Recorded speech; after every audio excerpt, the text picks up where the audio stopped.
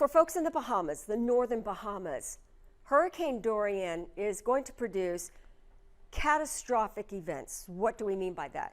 There will be powerful winds that will destroy many things on some of those key islands in the northern Bahamas. Great Abaco, Grand Bahama, also Andros Island, just a few of the many islands that encompass the Bahamas. Lots of sailors here, beautiful blue waters, fairly shallow, warm waters, but it's going to move very slowly across this region. So the better part of 24 to 36 hours, it could produce a foot, maybe a foot and a half of rainfall.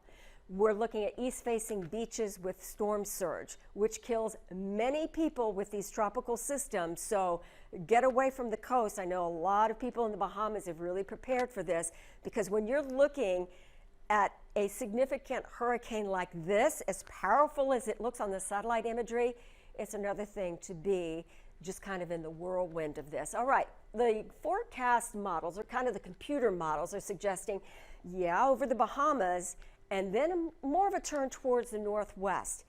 So what happens then? Does it make landfall in Florida? Right now, not too many of the computer models are saying landfall in Florida, but certainly glancing by the coast will impact many areas along that east coast with a rip current, heavy rainfall, some swells. So it's going to be rough going into the next several days.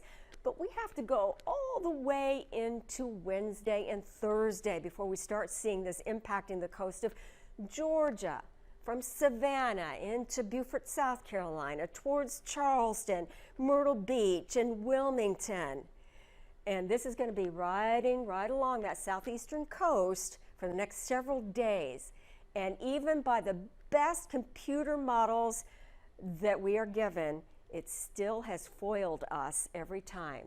Dorian should remain a Category 4, supporting winds of 140 miles per hour by Tuesday, maybe a little bit weaker off the coast of Georgia. But either way, National Hurricane Center advises us every 3 hours on what we can expect. I'm CNN meteorologist Karen McGinnis. You were riding out at your home this year? This year I'm riding it out at home, yes. I have ridden it out over at Walt Disney World in the resorts in the past. Why? Because honestly, and I'm not a Disney apologist by any stretch of the imagination, but it is the safest place to be in Central Florida if there's a hurricane. Their hotels are built to exceed Florida building code, so they're built to withstand a Category 5 hurricane. They have their own power plant, they have their own water treatment facility, they have their own emergency response team and system there. It's a self-contained city, and they don't lose power. There's never been any serious damage at Walt Disney World, so it really is the safest place to be. So it's where I send my mother. I'm sending my mother to the boardwalk to ride this out.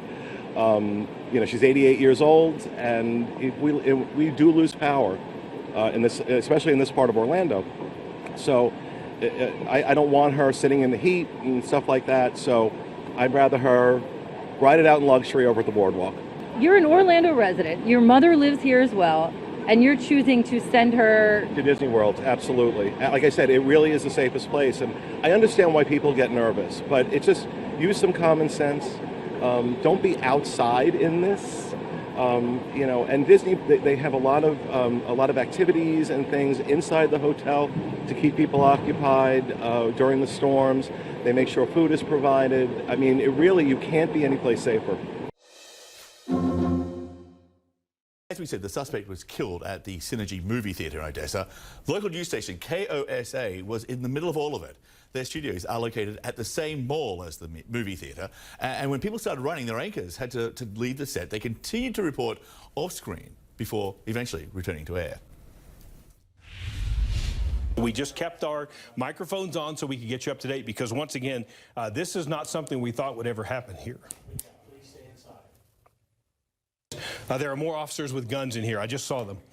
This is still active. I just saw 3 deputies coming by with guns drawn, so we don't know if perhaps someone is in here. Again, this is very active here in the mall, so I'm going to keep here. Let's see, I'm being told there's more information on the Midland Facebook, so let me go back to the Midland Police Department Facebook. Bear with me, because we are trying to get all of the details that we can.